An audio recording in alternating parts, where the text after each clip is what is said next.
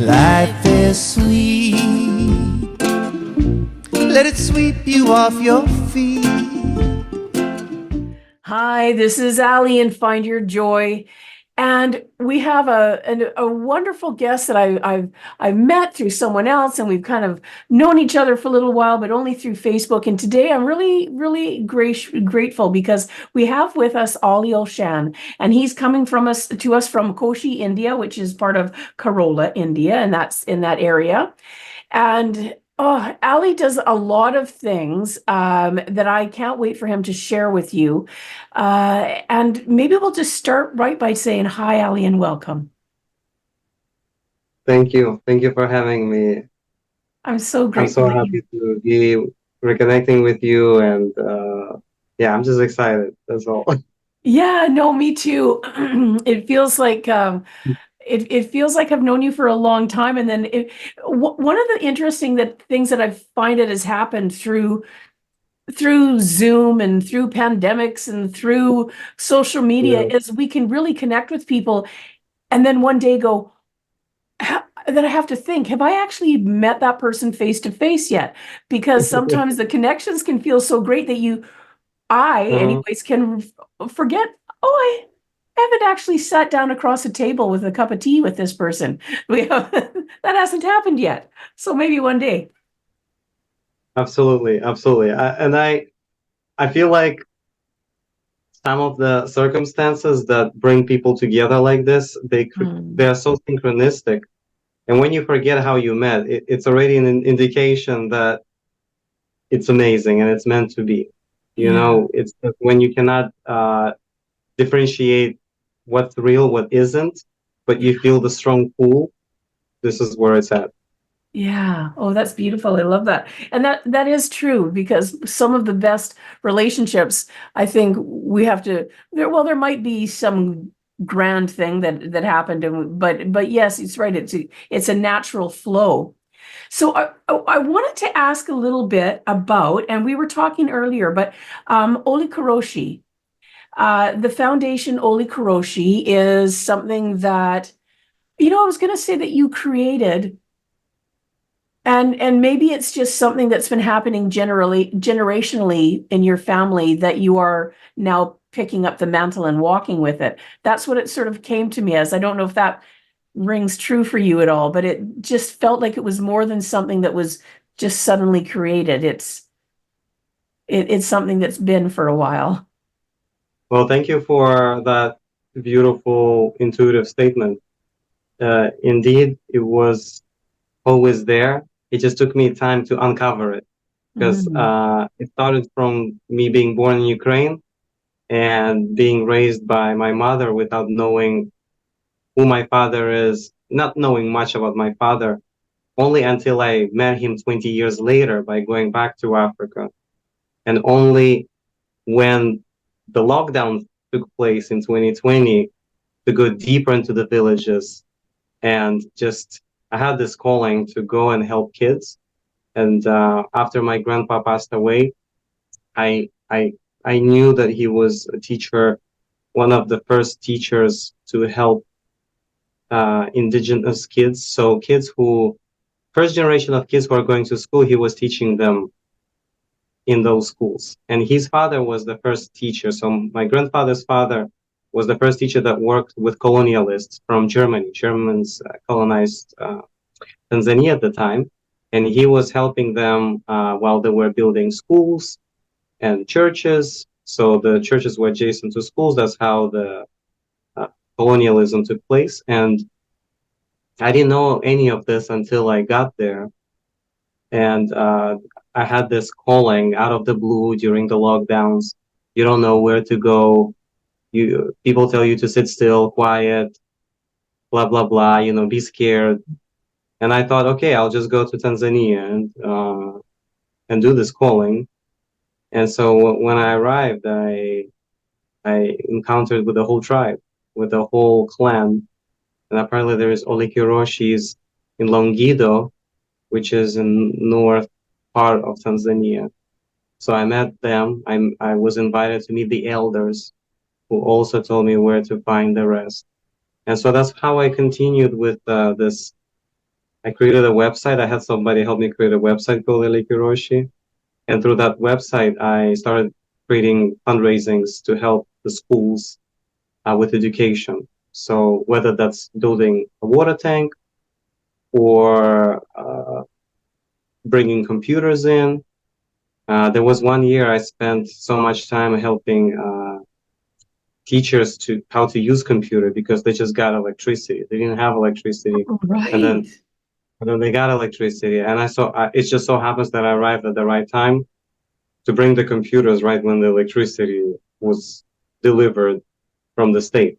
So everything had that synchronicity, and but while being there, I realized how much of lineage there is, how much that I'm uncovering.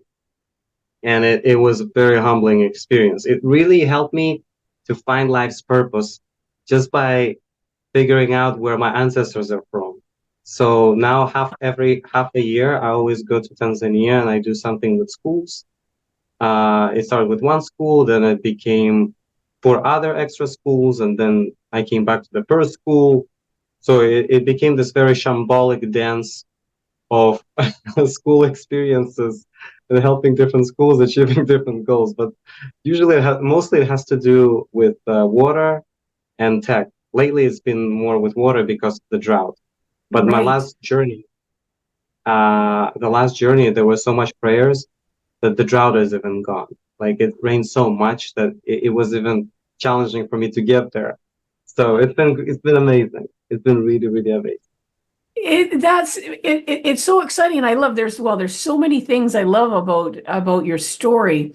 First, one thing that's I mean, researching our ancestry and connecting with the ancestors is something that is very important to me, and I've been researching it a lot more lately. And in fact, in a few months, I'll be going to Scotland for my first time ever, and that's my ancestry is Scottish. But so when we start to dig that out, and maybe we'll chat about that late. Maybe that'll be another show. We'll talk about digging out our ancestry. But first, but first, it's interesting to me. So you're born and raised in this country, not knowing anything about that, and yet somehow through this whole, pandemic lockdown, everybody's got to figure out the things that were beautiful that happened in that time. There's lots of things to look at that weren't so great.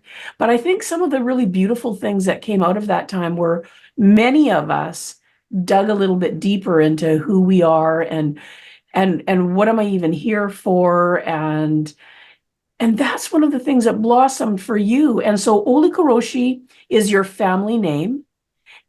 And I don't even know if I asked you this already, but what does Ole Koroshi mean? Because names have meanings typically. Yeah, of course. Thank you. So ole means off.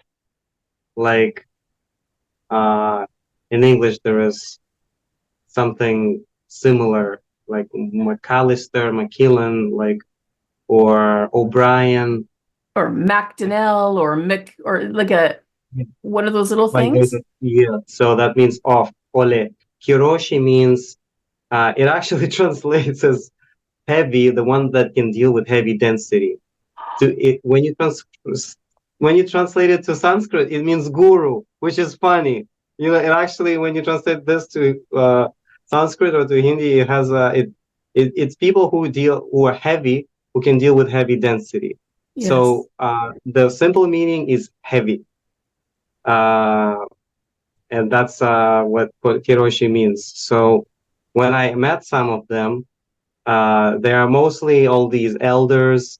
My grandfather was the elder of the clan within a tribe, and they always have the last say in the clan. So that's how they are known for. And when I came to that, it was very humbling, um, and so when I came as Olikiroshi there, even though I don't speak the Maasai language, it's a very ancient language. It's very complicated. They recognize me as part of theirs, even though they call me Mzungu, which means a white guy. because everyone is dark. But Right. in that region, they just call me by Oli Kiroshi because they know what people have brought to them in terms of education, in terms of wisdom, and so on. Wow. So the fact you're so so you had no connection earlier, or well, there was a connection. That's not the word I want to use. You didn't have a known connection in terms of understanding or knowledge about where you came from, but you'd already been walking that out, really. When I think of the I met you before you went there because I met you around that time. I met you before prior because we met through Julian Azukar, and that was Yeah. pre pre, Hmm. the pandemic and things like that. And you were already walking very much in a way of serving and bringing awareness to things Hmm. that you felt a deep connection and importance to and spiritual matters and things like that. So it's interesting that whether you knew that was whether you knew in your mind that was the name that was over you or not, you were already walking in that, carrying that mantle. Yes. Yeah, as you say, mantle. Yeah, that's exactly it. Like even this is called shuka, the Maasai shuka, and this was given by one of the elders, feminine. So this is feminine. It's a teal color. And in Tanzania, there is actually saying you have to wear the right mantle. Like you have to wear the right shuka for the right occasion to represent who you are and what you are. Uh, it took me a while to find out who I am by this lineage. And at the end of the day, I actually want to become nobody. You know, that's that's a that's total. When you find out what it is, what's there, then the journey is. So, and that's even more humbling experience, and that's what, and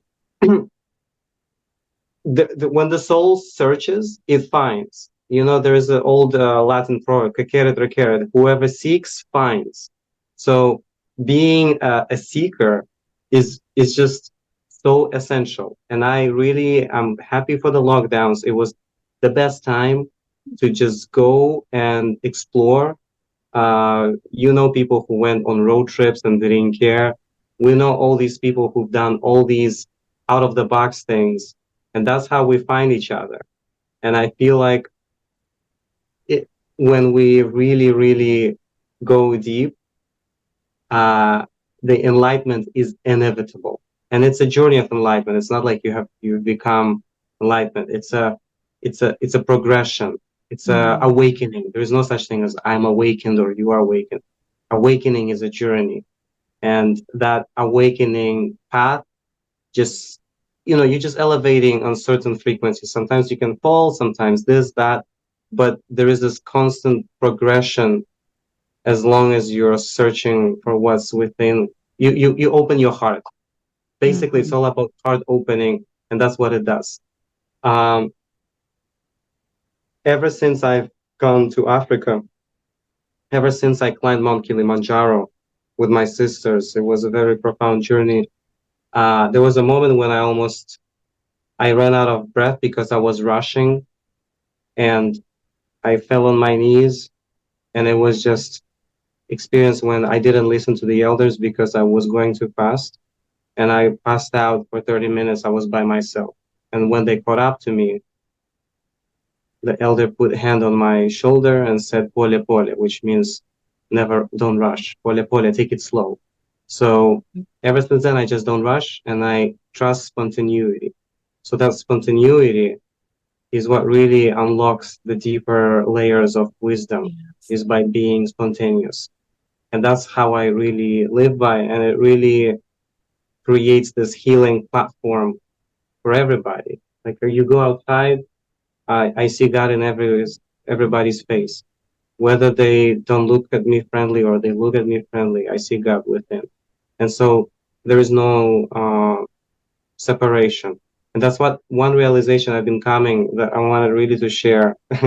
It's just philosophy, but is that we're all one, and it's just everyone we come in contact with, their different versions of ourselves, whether this lifetime or future, past, or another lifetime. So I don't see distinction between anybody. I just don't see difference between even the worst, let's say, potential enemy with the best friend. It's all one.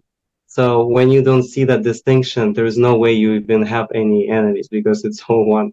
And that realization has been coming over and over again, especially when I spend time at one of the temples here.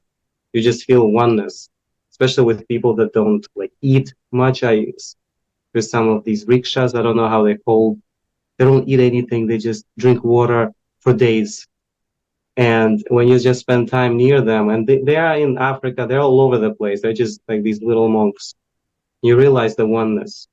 And that's what I feel more connected to. It's just oneness. I really love people who are triggering, who are trying to do all these things.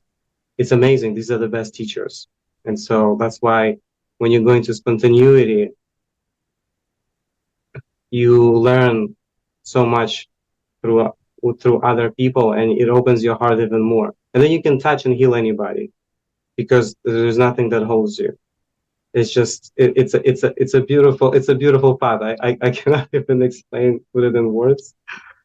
Oh, you said it well. You said it well, my friend. And I think that many people, I I think around the world, or I imagine that tension that's happening right now between which is likely needed because, it takes sandpaper to smooth out rough edges. Yeah. So it makes sense that when tensions come, because like you say, when we see each other and we recognize you're really not different than me, whatever, where you're from, what you look like, your experiences in life, we're all just this collection of energy and collection of experiences and on different places, not necessarily a level, but different places and experiences. And then it makes it easier. I've been experiencing that more and more, much like what you're saying, is you get a certain age, or you get to a Mhm. certain place, or you get a certain Mhm. amount of experiences, or we open ourselves up, and all of a sudden, it's gradual and it's sudden, the Mhm. recognition of, oh, I get it. Even like what Mhm. you're saying, even if a person, maybe what they represent or what they bring forward seems unkind or it Mhm. seems harsh, and it's not excusing someone. There's just this understanding opens up that I think more with a compassionate heart for them now than I would have before. I think there was times in my life I would have felt more defensive when Yeah. someone had that. I would have gone into my defense mode, right? Conquer, just defend myself. And now it feels more like I just, a child that I love just fell and hurt themselves. I see it more like that. I see more like what's coming out of you. It just seems like pain is coming out of them. And so it's Yeah. just easier to extend grace and love and peace and healing. Anyways, Thank you for saying it. Really, thank you for saying it. I, th- One of the most fundamental realizations you just mentioned is that to realize that everyone is in some sort of pain. yeah. You take any living being, any human, anyone has some kind of pain. Maybe a little bit in the hip, maybe a little bit on this side, that side. And that's all psychosomatic. So that's responsible for some kind of emotions that they have experienced. It's been proven with quantum physics and all of that. Mhm. So now imagine when you realize that everyone is some sort of pain, of course, everyone can be triggered and say something out of pain. So, Mhm. and when we offer that compassion, that buffer of safety, they can say anything they want. You just say, okay, I accept. Yeah. That it is what it is. Yes. I, this is what brought me to to this journey is because over my whole lifetime, I was constantly in defensive mode, Right. running away from neo-Nazis in Ukraine, skinheads. I was constantly attacked my whole childhood. I could not go to school. I have suffered body injuries. And so every day when I was walking outside, I was afraid that something's going to happen. I was afraid of for my life. And so for duration of 17 years living in Ukraine, that was my state. It was fear state and just ready to be attacked. And one of the biggest healing journeys that I had to embark on is getting away from the victimhood mentality. Yes. That was, and because often mentally you're not a victim, but you subjected to be a victim. And that's what really brought to the latter stages of personal growth and evolution, is getting rid of that mentality, just changing environment, finding ways to immigrate, become a refugee, which I was for 5 years of my life. I was refugee in 4 different camps. So Wow. it takes that um, journey to really self-reflect, and then and then to go into compassion and everything, because you know how it is there and how you can be and how you cannot be. You can really choose what emotions you want to emit. Right. So it's absolutely amazing. I it's really humbling to even convey something like this, because these are really life essence. And when more people tap into this, the world really changes. Um, and we are the beacons of light, so we don't have to do much. People just look and they change.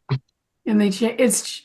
It's true, and much like what you're saying, it's really what this podcast was born out of. The Find Your Joy. It was born out of.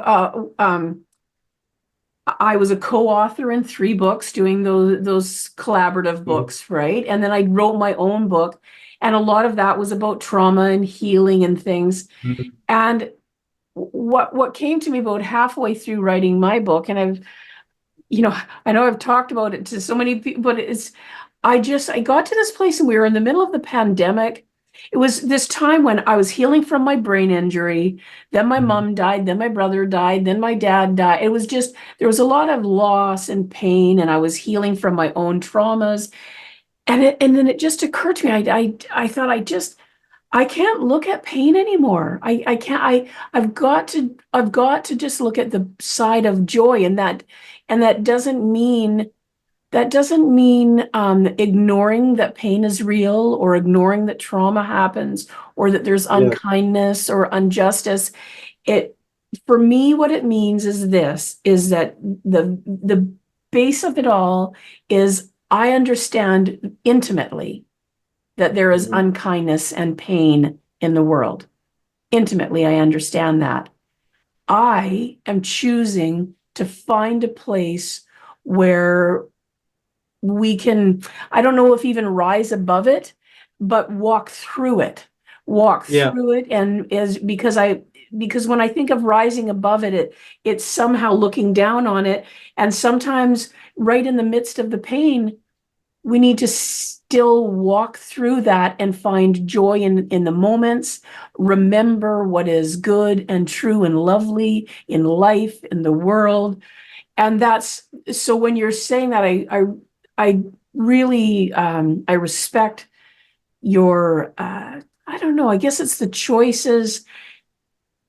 I guess we get to a place where there is no more choice, right? It almost feels like that yeah. when we've got to this place where it feels like we're stripped of our humanity, Hmm. then to embrace love and joy and forgiveness and hope and peace and all of that. I don't, it's as much as I need oxygen. Like Yeah, you help to supply children and families with water. And I'm thinking, yes, that's the whole thing. We need oxygen, we need water, and we need this place of joy and peace in our lives. And that seems to be something that you you're it's almost singular focus. yeah. Absolutely. one of the key things to realize, even in situations when you deliver water or you do this or you expose yourself to different dangers, because people know that you're working with the money that can buy things and maybe they can Right. use it for something else. Uh, there was one even situation where I was almost kidnapped. That was a year and a half ago when I went there. And I realized that there are some places sometimes you want to overstretch yourself and you want Mm, to you operate on the edge. Like I was running on the edge and I wanted to stretch myself too thin, like just give myself so much that there is nothing left for me. yes. And these are the moments when there was a big test and I didn't show any fear, and somehow there was someone who saved me and everything. There was a woman who just walked by accident. She happened to be a witness, so they didn't do anything. And that's when that's when you feel like the adrenaline is so high, and it's like life is right there on, it's like on a scale, and you feel, if you, when you give more love even in those toughest moments, you give love for the people that are trying to do what they do to hurt, Mhm. you realize the eternity of love, and you realize how temporary fear is. Fear is so freaking temporary, and love is so extremely eternal. It's during those moments you have those like realizations that, oh my God, really, yeah, do what you want with me. I'm fine. It's going to be fine. And so that's when you start to connect even deeper with people, and you create healthier boundaries with everyone. People that don't resonate on the same frequency, you kind of let them go. And those that are resonating. There's a beautiful saying from Africa that says, "There is no time to wake up the sheep. It's time to wake up with lions." Because yeah, it's there's people there. There is a separation. It's part of that separation, but there certain people are have to operate on more frequency that is just very primal and Mhm. very very materially attuned. So that's where a lot of negative emotions are. And then Right. when you elevate, you will see how, and that's why, yeah, I've been pondering upon this. And the last few trips in Africa, I've seen how some schools, I cannot even go there as much because the energy is just very heavy. And no matter how much you help, it's not going to reciprocate energetically. And then there are some schools you come and kids just, they believe that Right. something's going to happen. And Interesting. that sense of belief Interesting. really elevates you more, and you do more. And I remember there was one school I went. It felt there was such a big hopelessness in the air that it was challenging for me to even do anything. And I haven't done anything with that school until this year. I came, and it so happens that it rained for the first time in a year or something. Mhm. And I delivered the tank, and I felt like, oh my God, good. I did it easy, and it was good. And now I can move on to something else. I just Right. let it go because it's been stuck with me for 2 years. For 2 years, I had no way how to approach the school mentally, physically, logistically. I just didn't have it. And this time I Right. just did everything within a few days, and it just worked out. And the conditions were better, but the vibration is still nowhere near some of the schools that I've been, even with some challenges they're facing. So Right. every environment is different. So, and you have to really pick and choose where you belong more with them and where they belong to you. Oh, that really resonates with me a lot. I know even with people in my life, if I sometimes I have to back away from things, it's not that I don't love them. It's just that I can see that maybe someone else is going to be the better person in that, might be a better fit in that situation. It's not about Yes, me and them. It's just about, oh, okay, so if I'm trying to force this thing or I'm feeling hurt or whatever, you know, there's a whole bunch of words I could add to that. But yes, maybe someone else is the better fit. absolutely. 100%. 100%. And this is Mm. why with some people we spend a little bit more time at the dinner table. With some people, 5 minutes is more than enough. Right. Uh, and it's the same thing I found myself with schools. You know, some schools they feel home. They feel like, wow, you know, they even came up with some of the songs for me personally, or they are like spontaneously having this resonance because it's thousand kids, you know, and in some places they really feel they can touch you. They really have the courage to just hang out, and some are a little bit more distant. I've seen so many different things, and have come to realization frequency exists, uh, vibrations exist, Absolutely. and everything else exists because it comes in the songs that they sing, Yes. and how they sing, and goodness me, like the last trip I put people. I have this bed of nails with me that I travel with. It's a sharp thing people stand on, and it helps to invoke some conscious to the surface. Like you go through pain and you do healing because pain comes up to the surface. So I put elders on bed of nails. I put kids. And in Tanzania, all of them have stood the longest ever. Like I put some really spiritual advanced people, the kids and elders beat them. Right. Right. So, because there is a level of surrender. That level of Yes. surrender is so high that, oh my God, you know, it's, And what we're used to. yes, but yes. So surrendering to uncomfortable situations, to pain. This is Yeah, where it's at, you know, it's just, there's just so much. it is. I wanted to make sure that we did talk a little bit about because you do fundraising for Yes. to raise money for technology and mostly water, but also technology if there's enough left over. And so how does that look? How does that look exactly internationally? Like, are you a registered charity? Is this a grassroots thing? Is it how do Yes, people how do yes. people partner with you to do what you're doing? So there is a nonprofit that has registered 501(c), one of those things, and if there is a bigger amount, they receive and then they allocate to me. Yes. For example, the last trip, I received most of the fundraising by one organization. Ah, goodness me, I'm so bad with names, but they just sent me, they just wired me the money, and Yes. all they did, they just asked for photos and things like that. And then the rest, I did fundraising on GoFundMe, Right. uh, and I used to do Facebook fundraiser during 2020.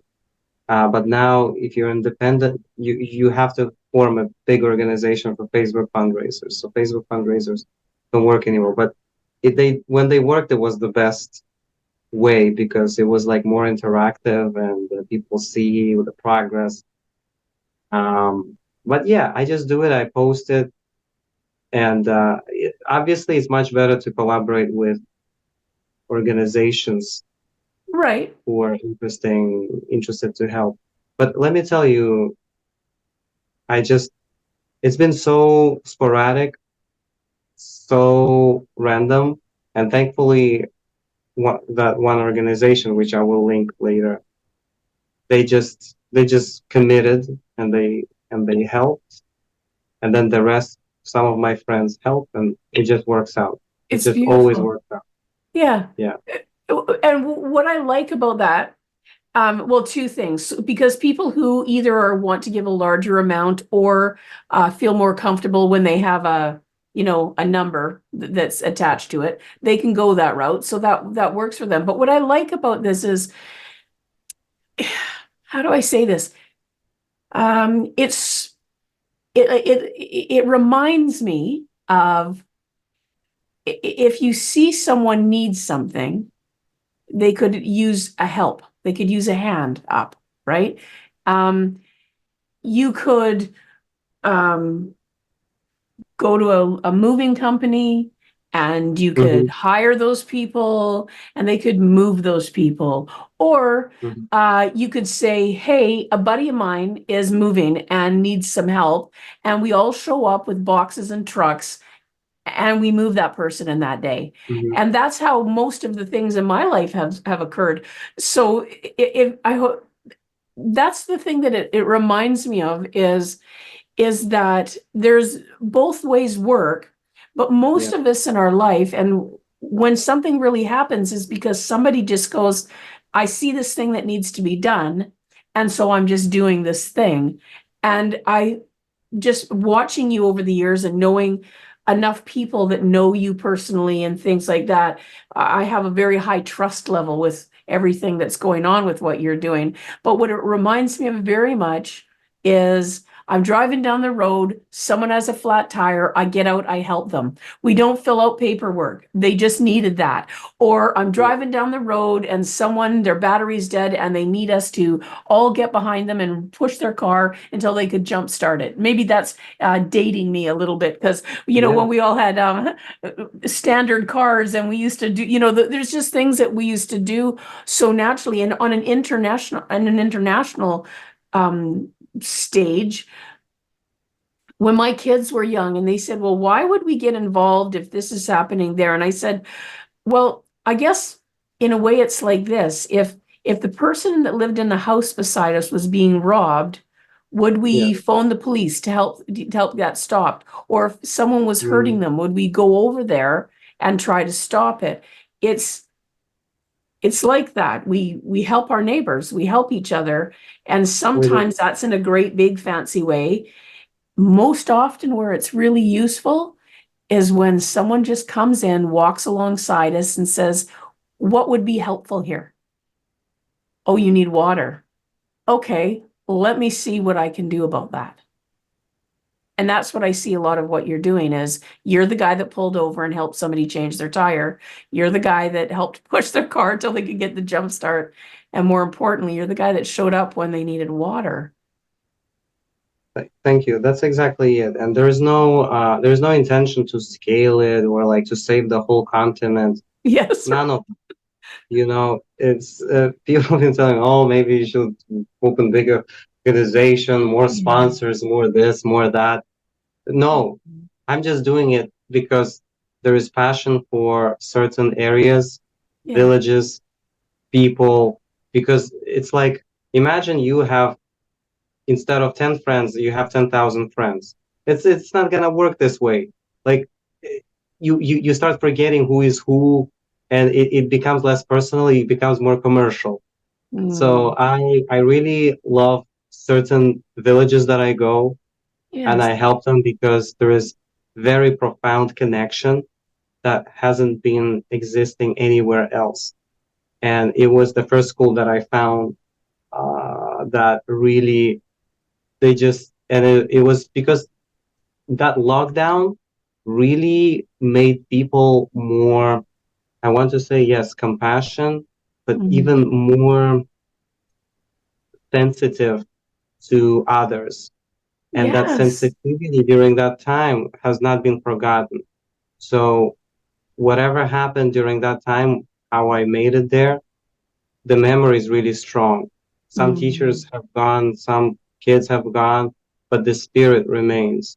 And that spirit of the place, of the energy that has been created, it's always there. It has become like a vortex. Yes.